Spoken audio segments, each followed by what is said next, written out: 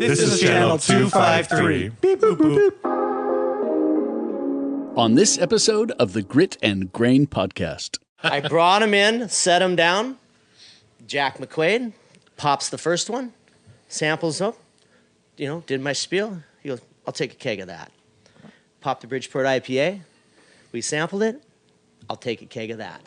And he goes, see, Norm, what happens when you bring in cold beers? And from that moment on, he taught me one of those valuable lessons in the beer game. Never sample warm beers. Channel 253 is supported by Microsoft. Microsoft is committed to civic conversations like those on Channel 253 that inform and empower Washington communities. To learn more, visit aka.ms/Microsoft in Washington.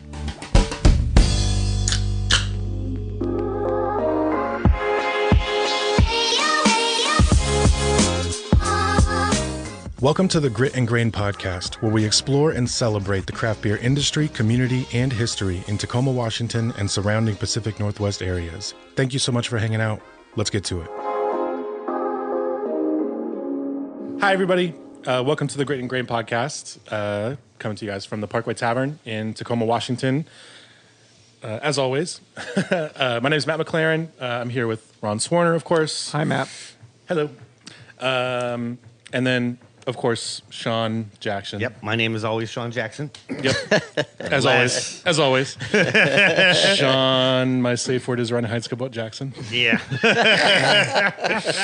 And then, of course, a special guest, like we try to bring you guys. And today's guest is somebody that we're pretty excited to talk about because he's been around Tacoma for a long time. And we have actually not talked to a brewery rep in this particular position, and it's actually it's a unique job, and there's a lot of people that do it, and this motherfucker's been doing it longer than just about everybody. Yeah. And doing it very well. Well, thank you. And doing it very well. Appreciate that. And has influenced a lot of us who have been in the industry half as long as he has been at this single place. Sean, who are we talking to? We are talking to the one and only Norm Cartwright. Well, one and only. I don't know about that. But hey, thank you. Deschutes Brewery that. And fucking Normie Daniels. and Deschutes and Boneyard. Yeah, Boneyard now. Two hats. Yeah. It's year and a half now with Boneyard under our roofs, and it's been a great acquisition. But it started out, Deschutes Brewery for me, and it's been a great run, and it's going to continue. I love the brewery, believe the brewery, and love the beer, so that helps. So Norm, tell us what has happened since you served Elton John at Stanley Seafort. Oh boy! And we're going there, huh? where you parked just now for this podcast. Go. Yeah. Well, let's start with the Stanley Seafort's story. So, I started basically my career in the restaurant industry at Stanley. Started there in 1990, just out of high school. A young, spry 20-year-old guy, and started there in the dish pit and worked my way through and got into the serving side of it. And I was telling Matt and Ron and you guys, back in '93 when the Sonics played at Tacoma Dome, they tore down the Coliseum. Along came that was all the concerts that came along with it. Mm-hmm. So there was a Friday night where Elton John played at Tacoma Dome, and we were serving. I was closing server. It was about 10:30 at night. Bar was packed to the gills, of course, after show. And the hostess comes up to me and says, Norm, I got a 6-top. Can you come in? Can you take it? And I'm like, shit. Man, I got things to do. I made my money. The restaurant's closed down. And she looked at me. She goes, you're going to want to take this one. So I said, seat them at 33. I'll take them. So I run up and fill ice waters, roll down to the table, start doing the ice waters, doing my, my service sequence, the whole deal. Look around, and who's sitting in the seat right there? Elton John. He came up for dinner after the Friday night concert, and I actually, to be honest, didn't really think too much about it. I just was doing my job, doing my thing, and kind of went around and merchandised an appetizer and drink order, and Elton John was right here to my right, and I kind of, hit Mr. John, what can I give for you? He kind of grabs my arm and says, call me Elton. And I said, okay. So it was a you know, a first name basis from that moment on, and Normie you know, and the Jets. and you know, we went around the whole thing, and you know, in casual conversation throughout the dinner experience, you know, I was, you know, talking and just shooting the shit with him, shooting the table, and it was him and a couple stagehands, and I don't know really who was with him, and you know, small talk was, hey, you know, I said, man, I've never been lucky enough to see one of your shows, and you know, because I'm always working, you know, that's why I'm up here and this and that and the other, and the dinner went on, they tipped and they left and everything else. Well, the next morning, about, you know, 10 o'clock, 10:30, my phone rings. Well, the house phone. We didn't have cell phones back then. So the house phone rang. And my roommate answers and said, hey, Norm, it's your boss. So my boss at the time says, hey, I got a rehearsal dinner from 3 to 4:30. Dining room opens at 5. 3 to 4:30, it's guaranteed $350. You want to come in and take the 20 top? I said, hell yes. Yeah. So go in there. Stanley's dressed up, ready to start my Saturday off great, and go upstairs and put my stuff away in the lockers and come down, start walking to my boss, says, hey, Norm, serious as a heart attack. Hey, can you come on in the office and sit down and shut the door? So I'm like, shit.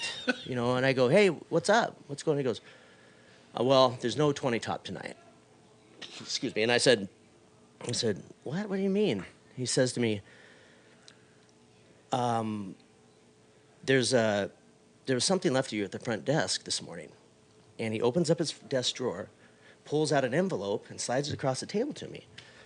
I open up that manila envelope, and it's 2 lanyards with Elton John tickets for Saturday night. He goes, I got your shift covered. I got your table. I got you 34 down on the window table. Grab your girlfriend. Go have a great fucking night. Yeah. And you know what? I did. We put the lanyards on. It was left from them, obviously. They dropped them off.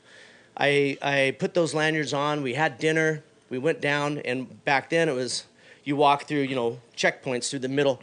Right. Second row, seats 1 and 2 for the Elton John show, and it was the dopest concert I've ever been to. Yeah. That's so rad, man. It was That's not how I thought the story was going. Yeah, it was. Yeah, so sick. It was the most unreal experience, and you know, there's many of them up there. Sure. Elton John, though, that was the epic story of my career up there for 10 years. So. Damn. Great. That's so nice. Great opportunity. Yeah, great opportunity. Shit. Yeah, that's sick. super badass. You know, we waited on, you know, second row too. Second row, seats 1 and 2, and it was like, yeah, I you know, took my girlfriend at the time, or a girl I was dating at the time. I never really had a girlfriend in 10 years at Stanley's. Why would you? We've heard. Yeah, we've heard. You know all about it, Norm. Why would you? But yeah, it was a great evening, and you know, had a fun, and he was a hell of a nice guy. So obviously, the piano man, right? The piano man concert. You know, when he was all lit up, the whole deal. So fun story. Waited on Norm Dix for Congress up there. His corporate credit card, or his congressional credit card declined. Sick. I had to make it, which was hilarious. That was a good one. Tesla was up there. You know what? They were pulling up a limo, smoking weed in the bathroom. You know, coming out, stinking up the whole restaurant. Another guy, Jack Roberts Appliance, you know, we won't be undersold, that guy. Yeah. And he used to drink, this is the funny thing, he used to drink Bud bottles, and he wanted them poured in a tall glass. That was his beer. And he thought he was so cool doing it. You know, sent it back a couple times because he said it smelled soapy. I don't know. So I just let him, you know. It smells soapy. Yeah, totally. It's because of the machine, you know. In other news, water is wet. Yeah, exactly. Yeah. Good time up there. Really kind of created my personality, I think, and brought out, you know, what it takes to be a beer guy and have fun. So. Establish a service standard that led to free concert tickets, and you were like, you know what? How far can I take this? It was great. So then you decided to go into construction. Yeah, I worked for my grandfather. After I got out of that, I worked for my grandfather's plaster and stucco business, slug and stucco for a year and a half, and decided this ain't my gig. Not a single person has given me concert tickets this whole year and a half. Yeah, not in downtown Seattle, driving the grind and doing that hard work. You know, I got out of that business real quick and got an opportunity. You know, the one and only person that I give the credit to for being in the industry that I'm in is Jay McMurray. You know, I worked with Jay McMurray. Oh shit! Yeah, I worked with Jay McMurray at Stanley Seafort's for 5 or 6 years, and he left in '97, went to work for Columbia, and after a year and a half, I got a random phone call. Jay Mac calling me up. Norm, hey, it's Jay McMurray at Columbia. How you doing? Good, dude. What do you want? He goes, well, there's a job opening up for an on-premise sales rep in Columbia, in Tacoma. He says, I think you'd be perfect fit. This is on a Wednesday. He goes, interviews are tomorrow. Oof. Can you make it? I go, yeah. So, actually, it was a Tuesday. Wednesday, he takes me to dinner at the Ale House. We talk about it. Thursday, after my shift at the working in Seattle construction, I packed all my clothes in the construction truck. I go into I'm like the 18th guy, just throwing at the end, right? Mm-hmm. Jay McMurray just like throws me at the end of all these people. I had no clue even what a beer route was in Tacoma. I had no clue. And so I'm it's an insanely competitive job for anybody who's not super familiar, especially back then. Like, it was amazing. You know, 20 or 30 internal people, I'm sure. Then a few external people who were like, I'm trying to get over to this side of the industry. That's right. And I never had a minute of a sales experience, right? Yeah. Except for the restaurant business. And I remember going into, I had my clothes on my shoulder, my construction gear, boots, plaster all over me. And I asked the front desk lady, and I said, hey, is there a place I can change? You know? So I go in the Columbia bathroom, and I'm down in my underwear. And I'm washing my face in the sink and everything. This guy comes in, goes to the urinal, takes a piss, comes back up, washing his hands, and he looks over at me and kind of just laughs and kind of gives me a smirk. And I'm like, yeah, God, I'm here on an interview, and God, I don't know who this guy is. And I'm just rambling on, cleaning up, putting my clothes on. Anyway, I go in the interview process. It's the sales manager. It was a sales manager. It's like a scene from The Pursuit of Happiness. Yeah, totally. Right it was a sales manager, and I just go, oh, God. You know, I thought I put my foot in my mouth, right? Well, his name is Randy Wooden, and he's a hell of a nice guy. Known him for years, and then his initial boss was Bernie Schwab, who was an old school beer guy in the Columbia days. Yeah. And he was sitting there. I did the interview, and Thursday night I get a phone call. And they said, hey, Norm, we want to offer you the position. Are you interested? I go, well, hell yes, I'm interested. Mm-hmm. So he goes, can you come down and sign the paperwork on Friday? I said, yeah, no problem. So construction, go Friday, work my Friday shift, come through Columbia, sign the papers and all my construction gear. And Randy and Bernie are talking about deliveries in Tacoma. This is where the Parkway comes in.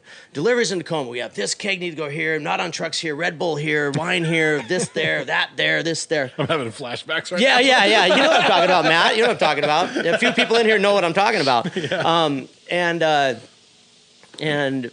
I'm signing the paperwork, and Bernie lived in Seattle, and Randy lived in Seattle, and they said, God, how are we going to get it down there? And I looked right up, and I said, I'll take it. No problem. I'll take it down. And they're like, oh, no, you don't know the process. You know, you're not even hired. And I looked right at them, and I said, what, don't you trust me? And they said, back your truck up. Back it up, load it up. And you know what? They loaded up. I did deliveries, and one of them was here. One of us was at the Parkway Tavern when the cooler was here where we're sitting. Yeah. And the old headboard back in the day when, Jay Fairchild was the buyer here. And I was selling beer to him back then and wheeled it in and did my thing. And then it started, And the next week was my first week. And that's where Keith Carpenter comes into my life. So it's a good one. So, yeah, pretty cool. We've talked about it many times.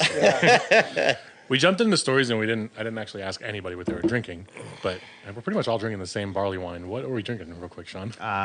Boneyard 2019 Femur barley wine. Yeah, good choice. Well, let's try that. We all gotta try that. I mean, Femur for a little more cowbell. Wowzers! I do want to talk about Keith Carpenter. Yeah. Since he's not here and he can't stop us from talking. That's right. Because he was, of the three mentors in my beer career is Bernie Schwab, Keith Carpenter, and Jack McQuaid, really. If you want to break it down. Jay McMurray was the reason I'm here. But my three mentors are those three men. Yeah. And, rock solid guys. Always have been. It's a funny story. When I started at Columbia, First week, Keith Carpenter, Bernie says, "Hey, meet me at the Swiss," and I meet at Swiss, and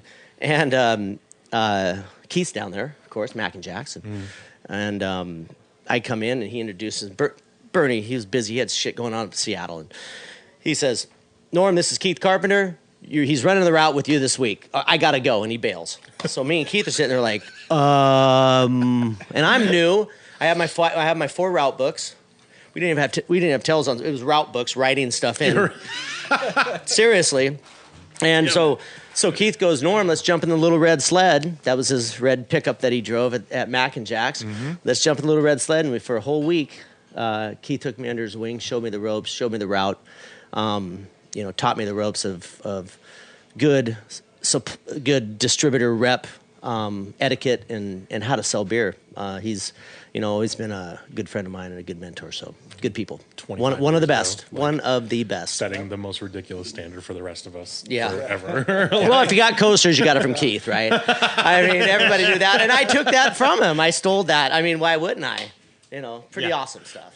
I will still go into places and then they'll go, "Hey, do you have coasters?"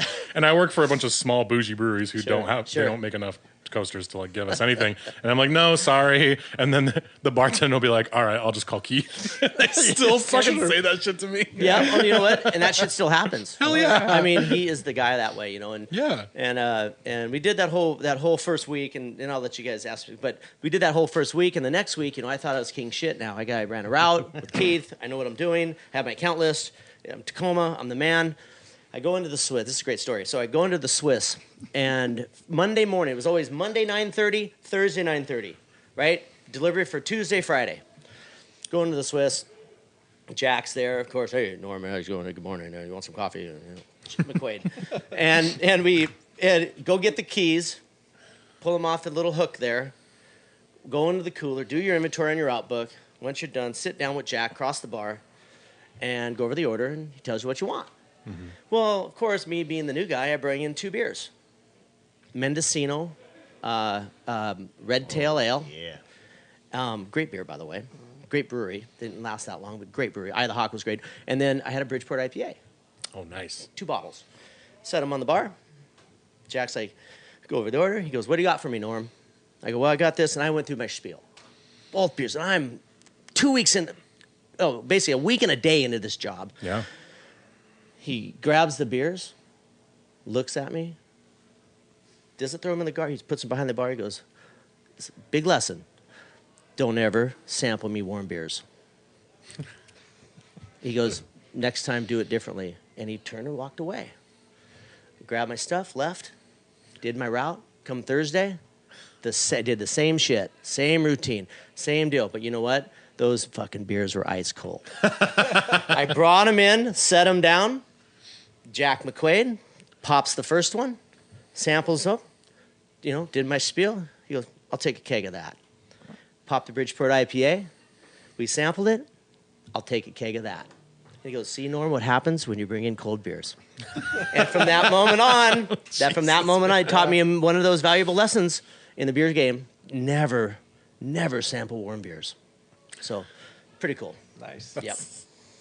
It sounds so trivial, I'm sure, when people, non-industry people hear it, I guess. But, that's, I don't know. It is this weird, obviously you don't want to sample somebody cold beer, but nobody really thinks about that, especially if you're a weekend. You don't really think about, I need to keep a cooler in my car. That's right. I need to, ice it up every other day and, make sure that it's, this and Always that. do it. Yeah, and, it's shit that nobody really tells you. Right. You're doing sales training and you don't think about it. Right. And then it's the first interaction with somebody where they're like, "Yeah, get out of my face with this." This is... Well, the thing is, 95% of the sell is the taste, right? Exactly. And you're going to put that in your mouth, and most people do that, even at a bartender level, right? When if you got your bartenders on your hip, and they sample a beer, 9 times out of 10, a person's going to take a little sip of beer like I'm doing. I'll take one of those, right? Mm-hmm. It's the same with the buyers at accounts. So, pretty cool. Mm-hmm. Pretty cool. You did a lot of ride-alongs. Oh yeah. Did you do one with Roger at Georgetown? Oh yeah. Oh boy, this is another great story. So I've got a lot of them, but Georgetown, when they came out in 2003, I was the on-premise rep down here, And in '04, they got enough cooperage to sell Manny's Pale Ale in Pierce County. And of course, where do you meet? You meet at the Swiss.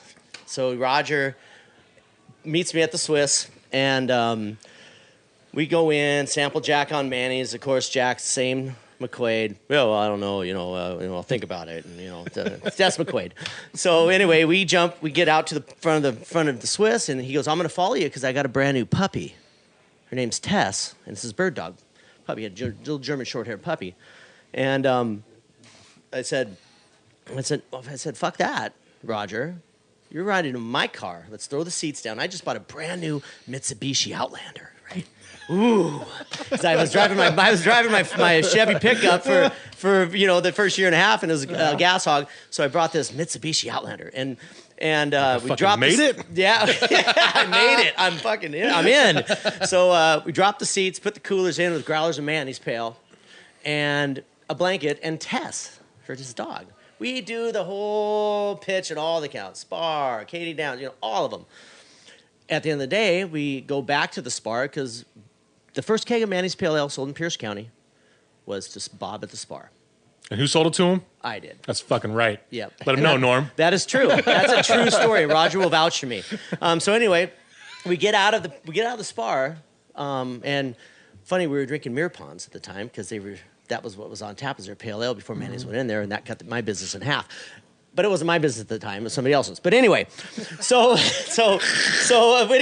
anyway, we get back out to my car to take Roger back to his truck at the Swiss. Tess, the puppy, chewed up both my headrests of my brand new car, and the center console piece. Chewed it to shreds. Roger fucking flipped. He was like, dude, I'm so sorry. I got, blah, blah, blah. Oh, So anyway, I said, dude, don't worry about it. I'll just pull them out, throw them away. We're golden, dude. It's all good. So fast forward to 2022 at your 6-year anniversary party, Ron, at Peaks and Pints. This was, a couple weeks ago? Yep. A couple Tuesdays ago. Well. So Keith Carpenter calls me. Hey, Roger and I are going to be at Peaks and Pints for the anniversary party. You should stop by for a beer. I said, oh, yeah, I'll see you there. I was here, actually, at 1:30. And I said, I'll meet you up there. So left here, went there. Roger's there. We're chopping it up, shooting the shit. And Roger, because over the 18 years from 2004 when I had to now, I always told that story. Every time Roger's around, I always told that story because I could hang that carrot above him and fuck with him, right? And it was awesome to be able to have that story on him. And we're sitting at the table, and Roger saying, hey, Norm. He pulls out an envelope, slides it across this table, and says, put that in your pocket. And I go, what the fuck are you talking about? He goes, no, I'm coming right for what my dog did 18 years ago. And you know what? I put that envelope in my pocket, and I said, I said, Roger, that is not necessary, man. He goes, I know it isn't, but I fucked your car up, and I'm paying back my dues. You know what? It's our business what was in there. My wife went home and counted it. I gave it to her, of course, and counted it, and he made it right. And, Roger's a stand-up man. And, so he accounted for inflation. Yeah, there was some inflation there. But Roger was a stand-up man, and for him, 18 years later, to pay up a debt that maybe was hanging over his head, maybe not. But at the end of the day, that is one stand-up dude. Absolutely. It's almost like you were reminding him every time you saw him for 18 years. And also, I started hearing that fucking story. Oh, no, yeah. And I will still tell the story. But you know what? It was probably the most kindest, most honest thing that, everyone's ever done for me. I mean, that's so nice. God damn it. He is a beast, right? I mean, Georgetown Manny Brewery and in Roger general, are both right? like the sweetest human beings They on are. the planet. They're the best. Yeah. It would have They're the been best. better if they named a beer Norm. Well, I don't want my name on that brewery. I don't want that. I don't want that. But they do great stuff, and they're just stand up dudes, man. They always have been. Yep. And I sold a lot of their beer for them. First keg of Manny's in Tacoma was sold by Norm to the spar, To the spar. to Bob, and everybody knew Bob. Badass. Yeah, so good stuff.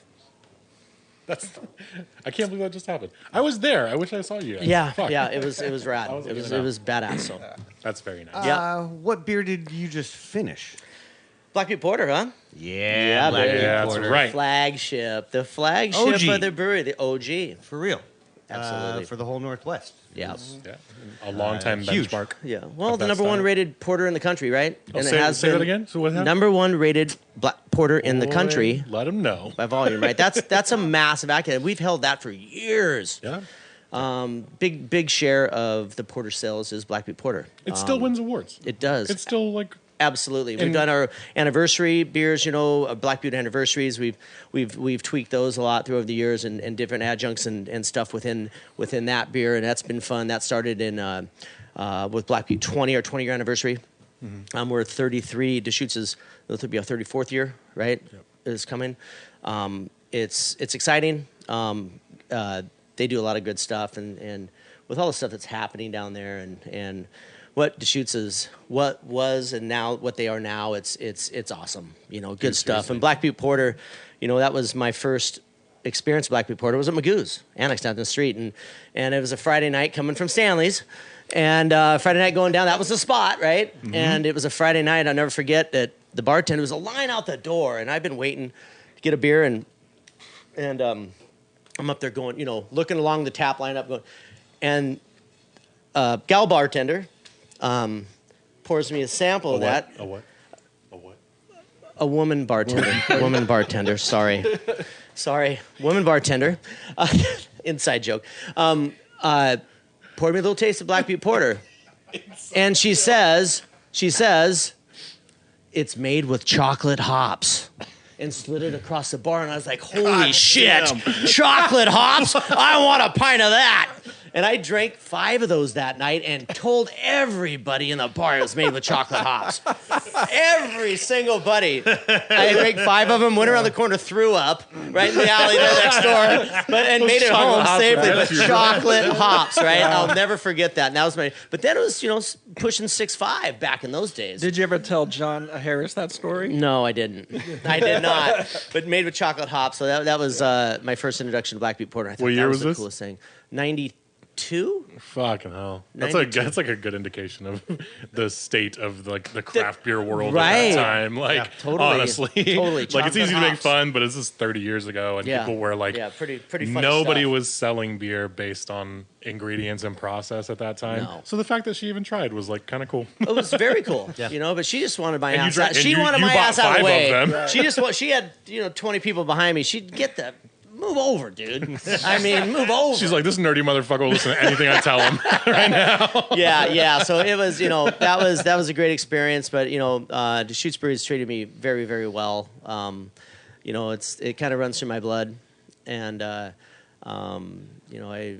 have no reason not to love the brewery I work for. What are some of your favorite moments from that brewery? We can't do that yet because we have to take a quick break. Little break. All right, let's do it. I interrupted Ron. We're going to pour a quick beer, take a quick break, and then we'll come back, and Norm's going to answer that question in great detail. I'll try. We'll Thanks, be right Matt. back. Thanks again for hanging out, as always. And then, of course, we want to give a quick shout-out to Channel 253. Doug, our wonderful producer, is from Channel 253 and makes us sound wonderfully professional every single week. And we appreciate that. And he does that for many podcasts. Hell yeah. Doug. Cheers, Doug. buddy. Hell yeah, man. So Channel 253 is a network of podcasts that are all very Tacoma focused. They cover a range of topics, all sorts of stuff that you might find important if you do want to follow Tacoma as a community and a city. And you can support those guys and check out all of their work at channel253.com/membership. Oh, that's great. So we poured a quick beer during the break. Wonderful Cascade beer. Yeah, that's fine. It's a good one. it's fine, but it's a good season. Tonight, So it's fine. it's a 2014 Cascade Pumpkin Sour, and it's fucking lovely. Which it held out very, very well. Thought it was going to be a bottle of vinegar, Yeah, but nope, yeah. it is Yeah. wonderful. And then right after that, we're pouring. Well, like you said, I brought from 2011. my personal cellar since of 15 years at Deschutes, with Abyss, which since we're talking about it, came out in 06. It was the first, basically Deschutes, Sierra. I want to say Red Hook did some barrel aged stuff then, but really Goose Island was messing around a little bit at that time, but it wasn't a big. They weren't totally big deal, right? Yeah. But when we decided to do barrel aged stuff, you know, it was a massive deal. Changed everything. It changed totally the scope of what imperial stouts, barrel aged imperial stouts were. And I remember once again, Jack had it on tap there, and $99 a keg. Back then, right? I mean, $99 a keg is what it was, and yeah, with a $45 keg deposit back then. Well, actually, it was $25 back then, and it went to $45. But anyway, the Abyss, you know, that beer has, you know, changed the scope of everything. That started basically the barrel aged, you know, trend and craze and totally, man, totally. Yeah. And so out of my little cellar collection, I got a 2011 sitting here, chilled probably just about right to crack. I got a 15 and an 18 just to bring up different years and different stuff. So, great beer. Had a lot of hangovers on that for sure. You know, so people were pouring pints of it at that time. So when did you start at Deschutes? I started 2007. Yeah, so right after Abyss came out. October 2007. Almost spans the length of time that you have been working there. Which is actually kind of cool. It's like a fun, like, you know, it's almost a timeline of your like tenure at Deschutes. You know, it's funny. I was at Columbia from 2000-ish to 2007, right? Yeah. The summer of 07 or there, and started October 1 of 07 with Deschutes. And I'll never forget, Dave Wilson hired me, and he, I remember selling Deschutes brands for Columbia at the time in Pierce County. And Dave Wilson and I were tight, and we always still are, right? He's a great friend of mine, and he, I never forget, he calls me one day, and I think it was in 2004, 2005. He says, "Hey, man, in 6 weeks, we're jumping to Marine View Beverage because we want to be a Miller Coors house in South Sound, because back then Columbia didn't sell Miller Coors down here. That's right. Marine View Beverage did." So I said, "Shit, well, that sucks."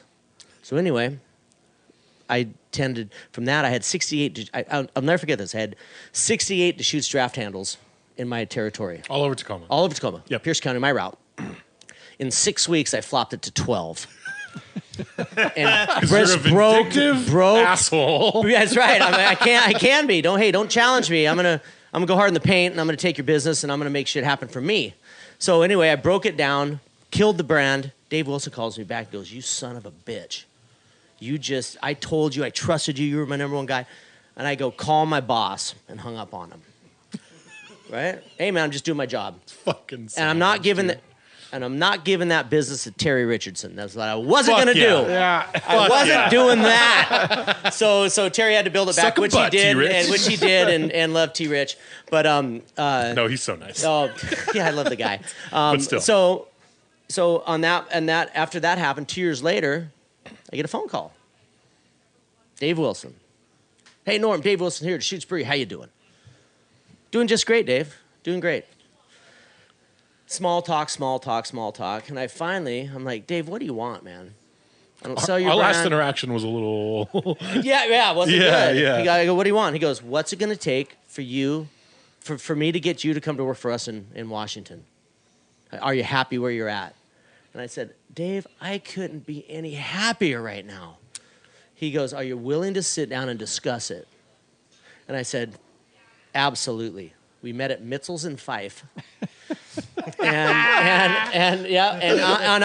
and the legends of Deschutes Brewery, you know, Lance Mitchell, Mark Marzano, who's now with Georgetown, but he was the South Sound guy for Deschutes at that moment. Right. We all met there and had breakfast. Talked it over, and you know, they're doing the thing, and they had it all written up and slid a handwritten proposal across the table to me. So many slidings. Good fellows. I know, a lot of slidings. How many envelopes have been slid across tables to you, Norm? So anyway, I open up the thing and I look at it, salary thing, and close it, slide it back, and I said, "I can't take a pay cut." And Dave Wilson says, okay. Fucking savage. Yeah, I know. He says. I said. So Dave Wilson. Didn't matter what you made, So Dave Wilson crosses that out with a pen, writes in another salary, puts it back to me. I go, I can't take a pay cut. and then he goes, fuck. And he goes, just a second. And him and Lance and Mark have a little powwow. Little powwow right there.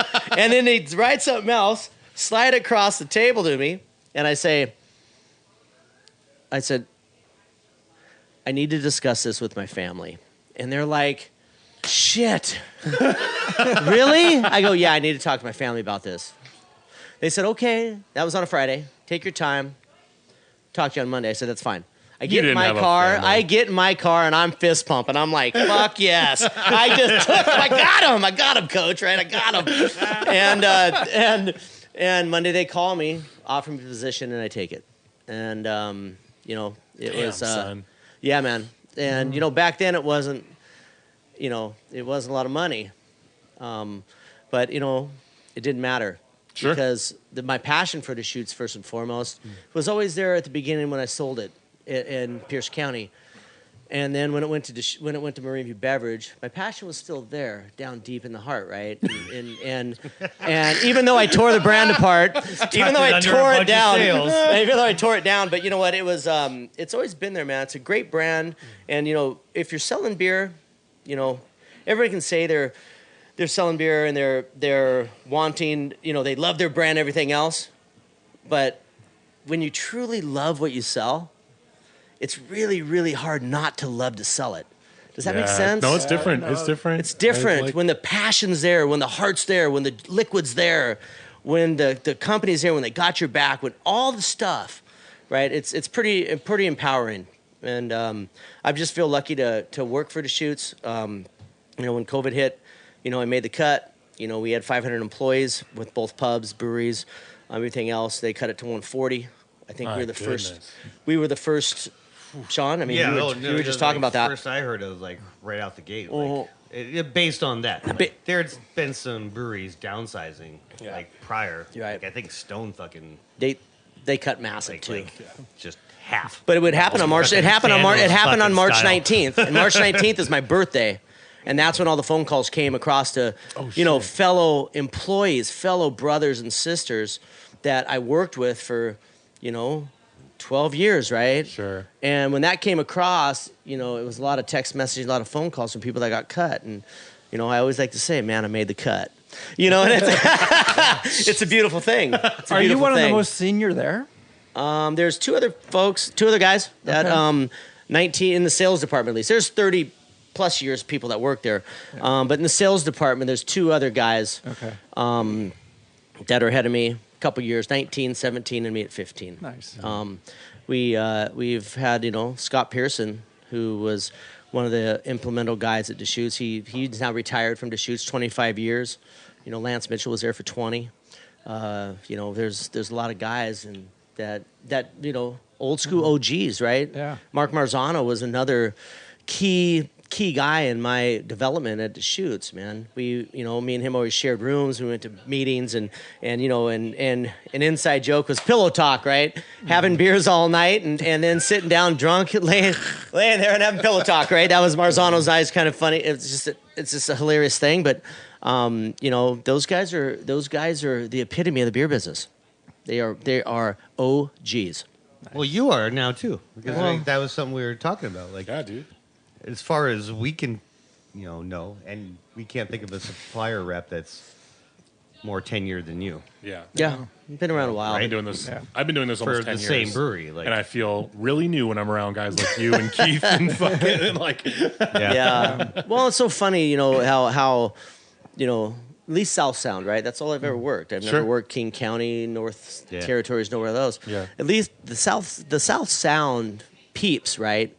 As Tacoma, the Parkway, the people here that sell beer, they're passionate, man. It's different here. It's different in the South Sound. I mean, Seattle, right? And I've never worked there, so I can't really compare, but I know what happens down here in T-Town and the South Sound and in Ole and Tumwater and the people and the relationships that are built within the time frame that you're spending inside of this industry. Hell yeah. And it's so cool. And it's so cool to be able to be a part of such an integrated group of people because they're all so tight and we're all here for the same reason. We're here to sell beer. And we all kind of sell against each other. That's right. And you're right. We try to kick each other's ass. But we still call McLaren. each other. And we're like, That's hey, right. man, like, Dude, this 100%. dude said you fucked up on a thing and you might want to call him. Dude, or like, 100%. hey, this guy needs something from you. 100%. Like, And then that's I could what's just cool. let you burn. Right. But like, Right. there's something about the beer industry in Tacoma, especially on the sales side, where there's not a ton of us that do it, but like, it is different. But the people that are doing it are still doing it. Oh, hell yeah. And you know what? Because why would you leave when it feels so high tides all the time? Like, And it's so good. It's heartfelt, right? Yeah, I mean, yeah. you're not just selling beer to get paid. You're selling beer to benefit the accounts you're selling beer to. and to right. raise the collective palate. That's right. That's exactly right. Cheers to that. Fuck yeah. Speaking of that, can you pop It's that good. 2011 Abyss that you're looking at? Yeah, we can do right that. now? Can Thank somebody you. pop this 11? That was my whole speech, was to segue into you popping a vintage Oh, okay. beer Well, that you brought. I don't have anything to pop this. I need a knife. So Norm, I imagine Deschutes must ask for your opinion a lot, right? You've been around for so long. Yeah, you know it's In funny. those sales meetings? Yeah, you know. Thank you. You know, it's funny with that. You know, I tend to voice my opinion, you know, more collectively than most because I've been around a long time. You know, I've been a Jubile Ale advocate my whole life. You know, Jubile Ale and seasonal beers obviously are real wishy-washy sometimes, and they can be. But you know, Jubile Ale has been around for 33 years, man. You got to celebrate that. We have been brewing that for 33 freaking years, man. Yep. And it's massive. That beer was brewed the first year that Yes. the Deschutes was open? Yeah, I did second not year. know that. Second year. Oh, the second. Wait, 88. Yeah, 88. So 30. We're 34 this year. So Yep. so 33 years, right? That beer is another winter ale. You don't see many anymore. You know, true. and Super Jubile, right? That came about, and that whole story is fantastic, right? How that beer even came about. It's, you know, our pub and Ben getting broken into, and the truck back up, and they pile kegs in, and they take off, and that Jubile Ale keg falls in the gutter, right, of the dip of and it gets covered by snow for a month, and then all of a sudden, wow, there it is. And they pull it out of the gutter and they tap it, and all that, it's been frozen, right, cold and Ben, right, high desert, right. They take that Jubile Ale, and that water is frozen there, but the Thick beers. dude, the loins of that beer still sat there, and they pulled that out, and hence Super Jubile came about, right? And they did it in 2010, right? Super Jubile release. They did it in 2015. They did 2000. First of all, they did 2000 release. They did 2010 release, and then they did the 15 release, and they tried to mimic that fantastic fuck up of what happened, right? But that's the cool part about the Jubile Ale story and the artwork, right? How all the artists are chosen by a panel of people within the brewery that comes from Oregon, and all these. What does Jubile Ale mean to you? The artwork comes from that, and then we have a panel of people that Ice choose skater. that. Yeah, Ice skater's my favorite. dude. It's a Hands fantastic fucking one. down. It is a good one. And I love it because it's a gal ice skating, and it shows the motion of her twirling, and she's holding a bottle of Jubile. Yeah. But on the fucking bottle is that label. That's right. Picture in a picture. That's right. It's fucking gorgeous. Yeah, it's Right pretty cool, outside man. the room on the ceiling, yeah, too. it is. And you know, it's funny. You know, I've given a lot of point of sale Jubile Ale posters to this place and framed them up, and every single one that I've done in my 15 years is on the wall here at the Parkway. Oh, shit. Yeah, And I did not know that. absolutely. That's awesome. Yep. And we framed them up. They're here. They're all around the back pool room. They're all over, and you know, it's pretty cool, man. One of my hopes is that if like somebody, you know, does the entire catalog of this podcast, then they'll like understand what like when they stand in the Parkway, how much of Tacoma's history is written on the fucking walls in this place. And like It's fucking it's that, right? unbelievable. It's exactly that. It's exactly that, Matt. And you know, all the Jubal-Paloozas we've done. Oh, the Jubal-Paloozas we've done here. All the beer. I mean, I remember back when the bottle that's up in the green bottle that's up there. I mean, it used to be a Deschutes Brewery beer bottle, and they used to have Mirror Pond Black Butte in a seasonal. Yep. And it was out front, and it was a cooler, right? And I mean, I helped paint that thing back when I was at Columbia. And it wasn't even. It wasn't. I was selling Deschutes at the time. Then we changed it to a Mac and Jack's bottle, and you know, we did all that, you know. And then the tie with Parkway and Hanks, and how that all, you know, stemmed when in my days with, you know, me and Julie, Julie runs, you know, all the, she's the, you know, basically does all the things for Mr. Frazier Knows Businesses, right? Yeah. She's you know, we made the plan, the taco thing, Taco Tuesdays back in 2001. Like, you know, I ordered tacos there because that was the thing. And I go, yeah, Julie, I'll have 3 hard tacos and a soft taco. And she goes, oh, that sounds like a plan. I go, yeah, it sounds like the plan. Well, hence the plan started, right? I mean, little things like that is. So are you officially saying that you started Taco Tuesday? Not Taco Tuesday. The plan at Hanks before it was remodeled. That was Julie and I's company. That was, I'm going to give her a big mass credit for Norm that. invented Taco Tuesday. Well, I'm going to give Julie a big credit for doing that. But the plan, Hanks, if you've been around Tacoma and you know what the fuck's going on, the plan on Tuesdays at Hanks was where it was at. Mm-hmm. And you know, before the remodel, you go in there, they had the jukebox, the whole deal. It was great. The slanted pool table. The slanted pool table, yeah. Hit it to the left, hit it to the left. So, that was my first, my first legal drink was Manny's at the house, playing pool on the slanted pool table. Awesome. What about Jubal? Oh, it's my short time as being captain at the Rock. Like, I only had a couple handles to play with. That's right. And Jubal was like, I would actually. Did I sell beer to you down there? Oh yeah, absolutely. I was your Columbia rep down there. You were my Columbia rep, and then like I remember like Norman, you didn't know I was the dishwasher dishwasher day after there. like you were. I was the dishwasher. Holy shit, I was like McLaren. 17. You were God, so it's dating me excited then. about your transition to Deschutes. Yeah. But one of the few things I got to do, like I only had like 1 or 2 handles that I could play with. Yeah, I remember that. But we would actually sell her a Jubal for a year and run it side by side. That's right. And, you know, and John would fuck around with stuff like that here, and I was always super jealous because I love cellaring beers. But just a Jubal a year later, side by side, That's right. Fucking incredible, It especially is. back in those days too. That's where, right.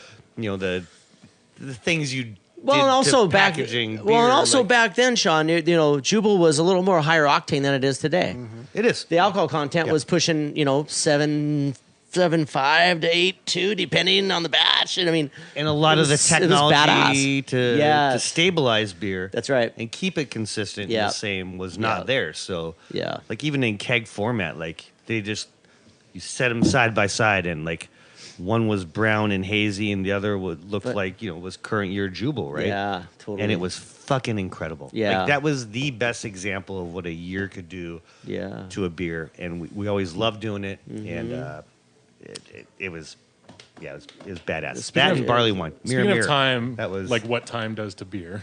Yeah. Yeah. Norm, can you tell us what we just poured here, man? Yeah, a little 2011 Abyss, right? So an you're 11-year-old beer. Yeah, 11-year-old beer. Been cellared in my basement, obviously, since, you know, well, it was actually brewed in 2010. Yep. And then I haven't tasted it. Ron, I see your head. God, I see your head nodding, buddy. I like to see it. It's- Oh, I Is it- thought that was gross. Ron No, says how- it's gross. Matt, what do you think? 11 is like up there for me. It's tasty. Yeah. Oh, shit, yeah. It's a little bit of, it's- I get a little bit of that leather. Little soy Little bit sauce. of yeah, exactly, teeny totally, bit. 100%. Little soy sauce. There's a taste, just a. God, that's good. But I like didn't- the dark, like kind of roasted dates almost. yeah, like, it's fucking phenomenal, man. That's a great one. There was a place locally, and I'm not going to be able to remember it. And I want to say I it's might be where able to Shake, help you Shake, out. Shake is. Oh, the corner store. It was a The corner corner store, right? That's right. And their beer was like all over the place. Yes. And I remember going in there, and this is like maybe year 1 or 2 that this was released. Oh yeah. And there was no organization as to where things were. and the pricing was all over the fucking board. Place. Yeah. And I remember going in there like when everyone had just ripped the Abyss off the shelf, and they had a ton of it. And it was so cheap. I remember just kind of $5.99 a bottle. Like, $5.99 a bottle. Exactly. Yeah, that's what I'm saying. Back then, it was fucking A. Like I remember bringing a bunch of bottles to the counter and cashing out, and then my conscience got the best of me, and I was like, "Hey, just so you know, you should be charging me twice as much for this because that's what everyone else is doing." You can do it now. You can let me walk out the door with these, but your pricing's not right. Like it's not. Well, and with the Abyss, when it first came out, of course it's like the wax dip bottles, the 22s, and everybody's doing the 22s wax dip stuff. We kind of started that, to be honest, and a lot of it came through, and now what we transferred to is 12-ounce 4-packs. To kind of shift that price point so people can take a 4-pack at $14.99, right? Rather than paying $16.99 for a 22, you can sell her, drink one, share one, sell her two. For anybody listening who doesn't know what like 11 years does to a beer, because that probably sounds silly to some folks, is like sitting on a beer for over a decade and then trying it. Is that must be disgusting. No. If it's a dark beer, has a high ABV, like time actually does a lot to it. It's like similar to what happens when whiskey ages in a barrel. That's right. Like it changes and it picks up new flavors, especially from the oxygen that gets into the bottle during that time.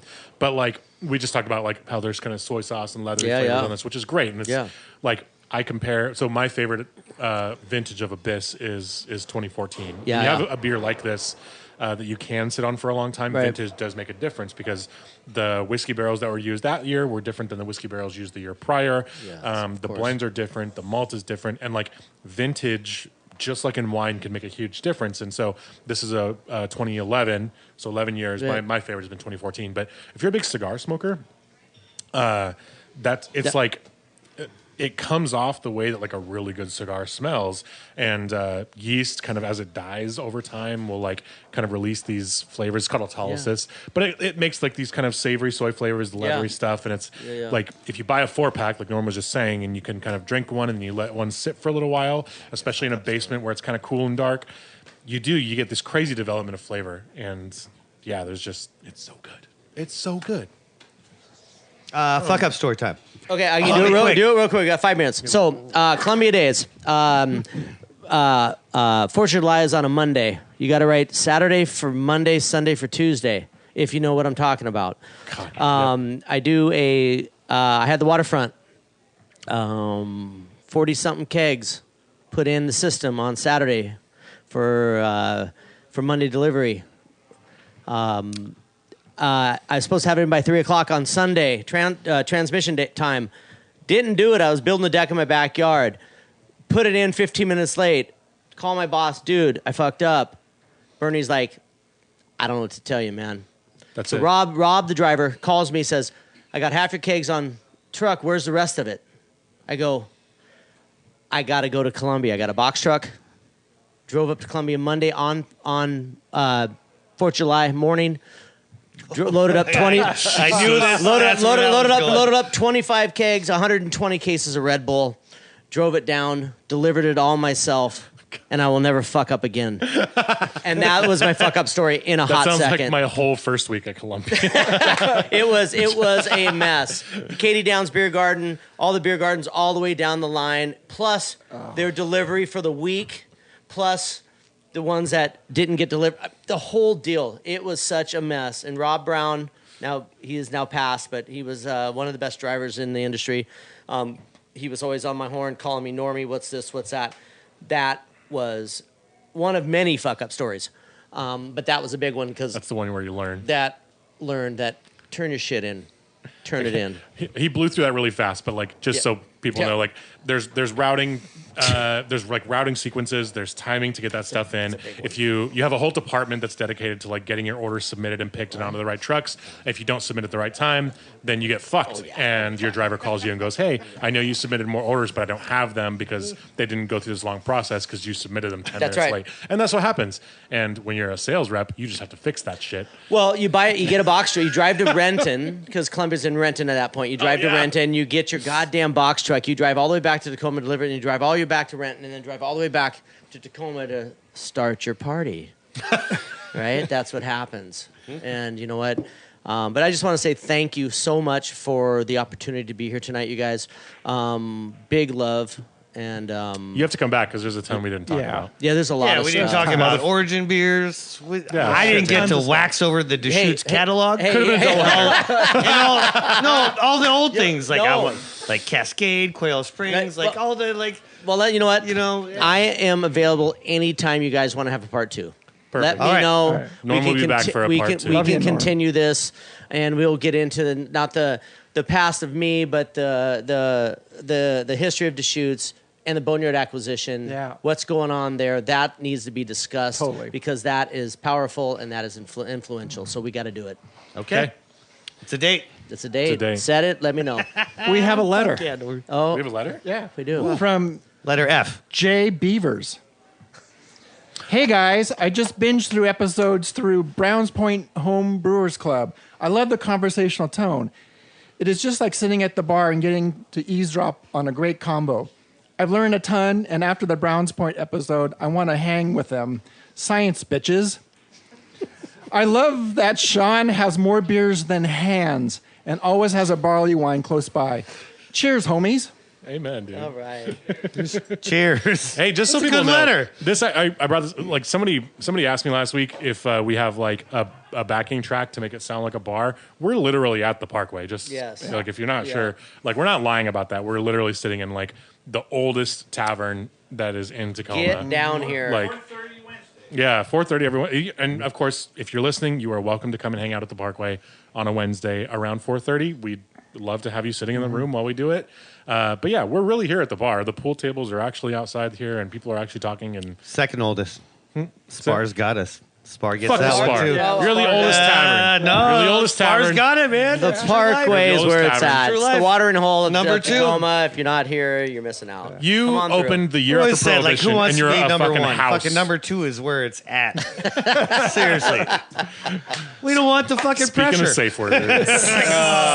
All right, Grit and Grainers. Email us at cheers@gritandgrainpodcast.com with your comments, opinions, and your argument that Brut IPA should make a comeback. An argument as thin as a Kleenex made out of drunken hiccups of an embarrassed flea. We read and drink everything we receive, and we try to respond as quickly as we can, if not online, then on air. You can subscribe to Grit and Grain on Apple Music, Spotify, Google Play, iHeartRadio, Stitcher, and please leave us a review. Also, check us out on channel 253, Dougie, and gritandgrainpodcast.com. Be sure to follow us on Facebook, Instagram, and Twitter for episode notes, beer news, and tips on how to choose the right craft beer according to your age, body type, magnetic orientation, hair texture, penile length, desirable goals, eye color, how often you have night sweats, psychic abilities, tartar buildup, speech speed, the number of Facebook friends you have, and if you have consistently more beers than hands per sitting. If this is your podcast, if this podcast is not what you expected, please alter your expectations. No one is judging you for your dangerous actions you haven't thought of yet. No such thing as a bad time to visit Tacoma. No such thing as too much barley wine. Tune in next Friday for more sweet chatter. Cheers. Cheers. Cheers, everybody. Right on. That's it. Fuck. Thanks again for tuning in. Don't forget to follow us at Grit and Grain Podcast wherever you get your social media and catch new episodes every Friday. Cheers. This is Channel 253.